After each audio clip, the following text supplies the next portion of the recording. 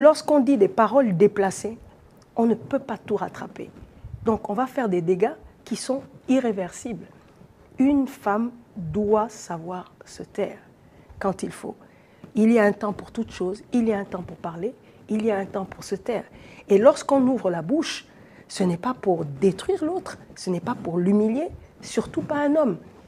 Donc, si on a identifié que c'est effectivement ce que notre homme nous reproche, ou si les femmes qui me regardent se rendent compte qu'effectivement, c'est parce qu'elles ont dit, okay, que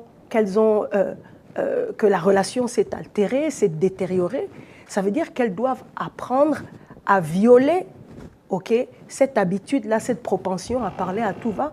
Elles doivent faire différemment. Elles doivent se discipliner pour parler avec douceur, pour parler lorsqu'on leur donne la parole. Parce qu'il faut apprendre à écouter l'autre. Quand on est dans un dialogue, il y a un temps où l'autre parle. Si l'homme parle, vous ne pouvez pas parler en même temps que lui. Ça, c'est un affront. Et donc, c'est un affront et c'est un déshonneur. Et il y a des femmes, quand elles parlent, elles n'attendent pas d'être dans l'environnement idéal. Il y a des femmes qui, avec leur langue, en fait, ont humilié leur mari en public. Okay? Vous avez des invités qui sont arrivés. Ce n'est pas lorsque les invités sont là que vous allez traiter des problèmes personnels, des problèmes intimes et l'exposer sur la place publique. Ça, c'était une humiliation pour votre homme. Okay. On se retrouve aujourd'hui dans des situations où des femmes ont tellement humilié leur mari pendant des années, il a supporté, mais dès que cet homme trouvera une femme qui l'honore, qui lui rend l'honneur, qui fait qu'il se sente un homme, qui se sente un roi, qui se sente un seigneur, en fait, son cœur va commencer à se détacher de sa femme. Donc il y a beaucoup de femmes pour s'attacher à une femme à l'extérieur. Des femmes désobéissantes. Des femmes désobéissantes, des femmes insoumises. Mais quand il trouvera une femme, okay, qui a ces vertus de soumission qu'il recherche, ben, son cœur va... Et on se retrouve dans des situations où on vit avec un mari, mais qui ne s'ouvre plus à nous, qui ne se confie plus à nous, parce que qui ne nous parle plus, en fait. Donc l'atmosphère est glaciale dans la maison, vous êtes dans le même lit, mais vous ne vous parlez pas, parce que son cœur s'est totalement refermé. Vous êtes dans la même maison, mais vous l'avez déjà perdu. Et parfois, l'homme supporte, il est seul parce qu'il n'a pas encore trouvé une femme en qui il a trouvé, okay, ces vertus-là. Mais dès qu'il aura trouvé, soit il sera totalement fermé, mais toujours dans la maison, simplement pour faire bonne figure vis-à-vis de la famille, de la société, et parfois même de son église. Mais il y a des hommes qui, à un moment, ben, quand c'est trop, et que la goutte d'eau a fait déborder le vase, ils préfèrent la paix, et donc se séparer de cette femme et reconstruire un autre mariage. Il y a des femmes qui la prennent à leurs dépens, parce que le mari est parti, ils ont divorcé. Mais si ces femmes-là veulent se reconstruire, elles ont intérêt à avoir le courage de se regarder dans le miroir et se dire que « mais j'ai la langue trop pendue ». Eh bien, j'ai la langue trop pendue. Il faut le reconnaître. Il faut avoir le courage de faire face à ces démons. Parce que sinon, vous ne pourrez pas les chasser. Ben oui. Si vous avez tout fait et que vous n'arrivez toujours pas à gagner votre mari et qu'il ne veut pas de vous, okay, même si vous êtes dans la maison, il ne veut pas de vous parce qu'il n'y a plus de dialogue entre vous, il ne vous parle plus, il n'y a plus d'intimité avec vous, ou il ne veut pas de vous parce qu'il vous demande le divorce, je dis, lorsqu'on a accompli toute notre responsabilité humaine, okay, on a fait tout ce qu'on pouvait faire, je dis, il faut se tourner vers Dieu.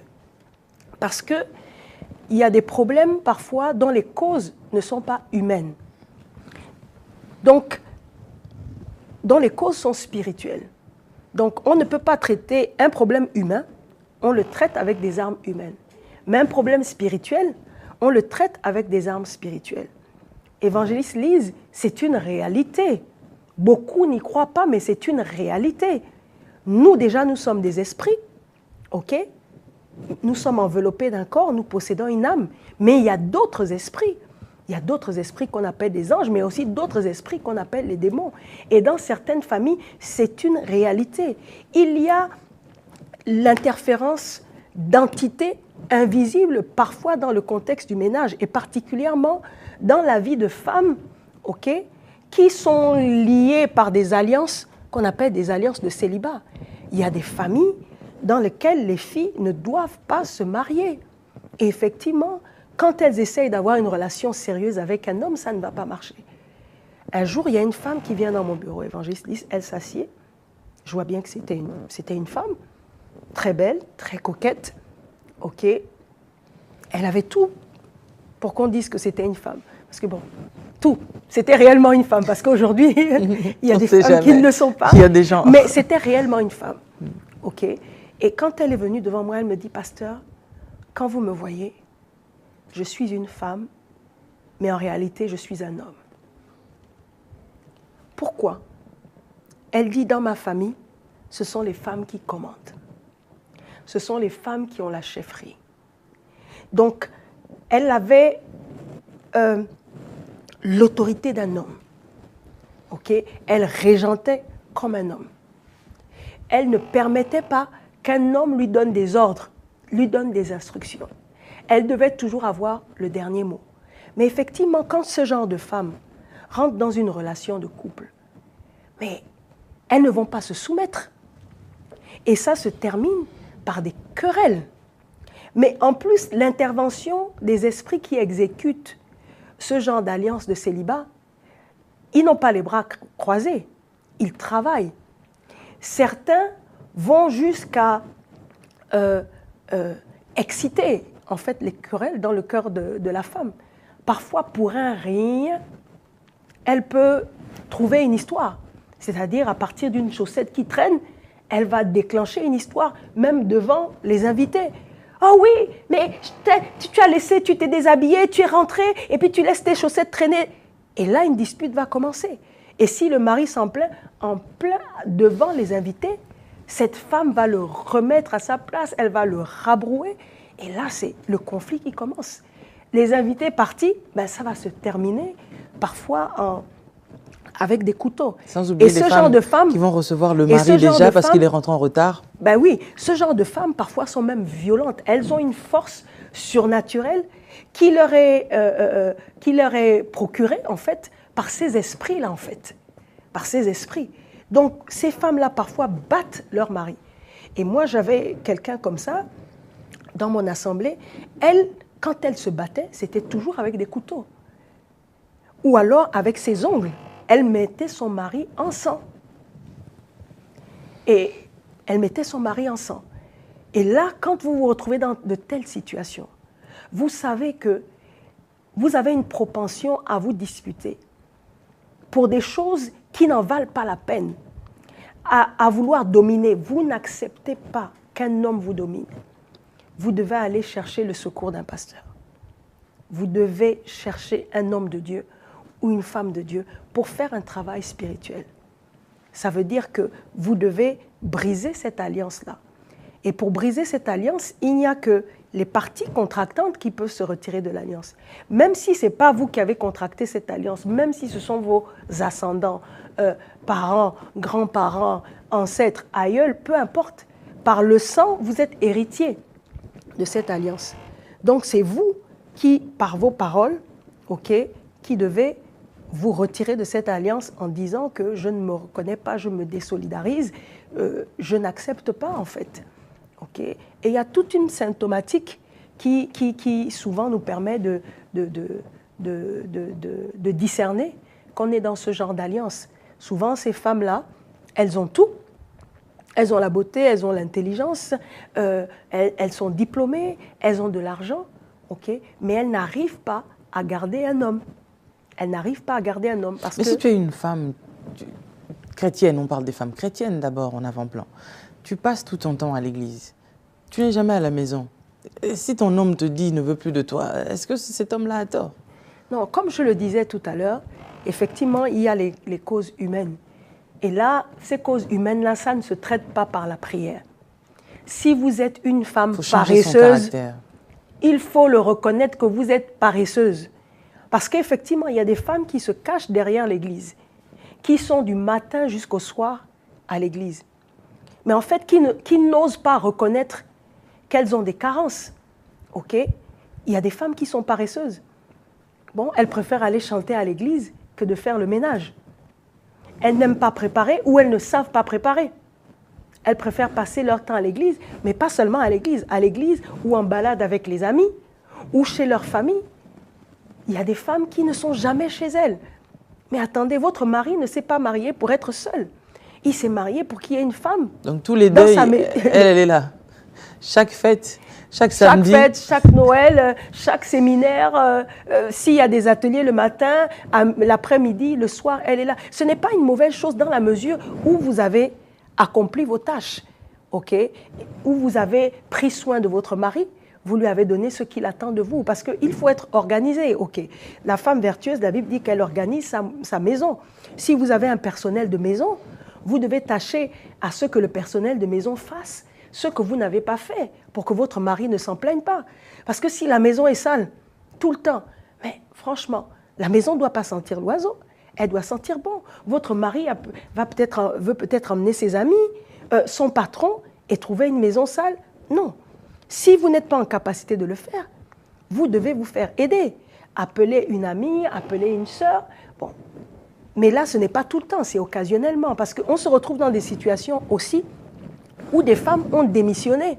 Elles ont démissionné pour des raisons multiples, par paresse. Moi, je préfère une femme, ok, je préfère une femme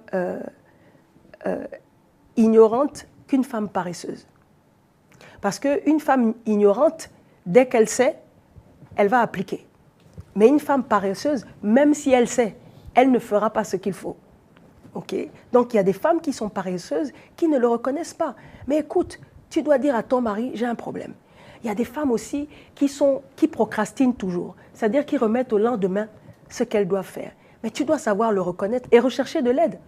Dire à ton mari, écoute, il faut que tu sois patient avec moi. Voilà ce que... Mais il faut qu'il voie aussi cette volonté, ok, de changer, de changement. Et c'est possible de se rééduquer. Ok? On se rééduque en essayant une fois, 2 fois, mais pas en fuyant. En fuyant, se cachant à l'église, en fuyant, en étant tout le temps en balade, en fuyant, en étant tout le temps en voyage, en fuyant, en étant tout le temps chez ses parents, ou il y a d'autres femmes aussi, elles sont tout le temps, c'est-à-dire, elles assistent à tous les mariages, tous les décès. Si le décès dure 1 semaine, elles seront là toutes les veillées. Elles abandonnent leur mari. Mais votre mari a des besoins aussi. Il a besoin de votre chaleur dans le lit. Vous ne pouvez pas l'abandonner. Mais à un moment, quand il recherchera cette chaleur, s'il ne peut pas l'avoir de vous, il va aller la chercher ailleurs. Et c'est nous, parfois, qui poussons notre mari dehors. Donc, il faut avoir le courage de reconnaître « je suis paresseuse » et commencer à faire un travail sur soi et se discipliner. Je suis quelqu'un qui procrastine tout le temps. Okay? Le reconnaître. En fait, le reconnaître, c'est le début de votre guérison et de votre rééducation. Okay? Je ne sais pas préparer. Aujourd'hui, avec Google, vous pouvez apprendre.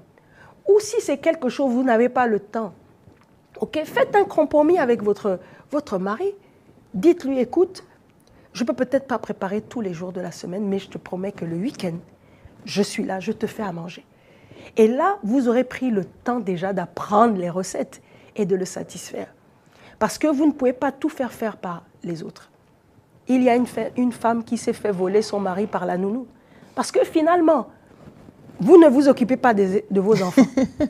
Attendez, c'est la nounou qui fait tout, qui fait les devoirs, qui fait les cheveux, qui fait tout.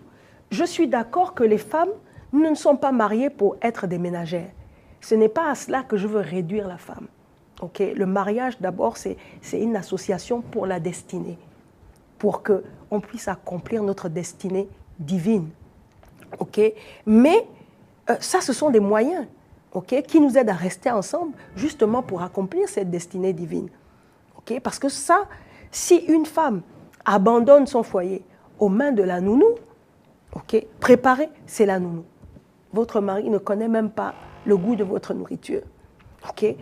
Tout faire, le masser, vous appelez la nounou ou vous appelez la sœur. Mais à un moment, le mari va se dire, ben, si c'est la nounou qui sait tout faire, si c'est la nounou qui incarne toutes les vertus, mais autant prendre la nounou.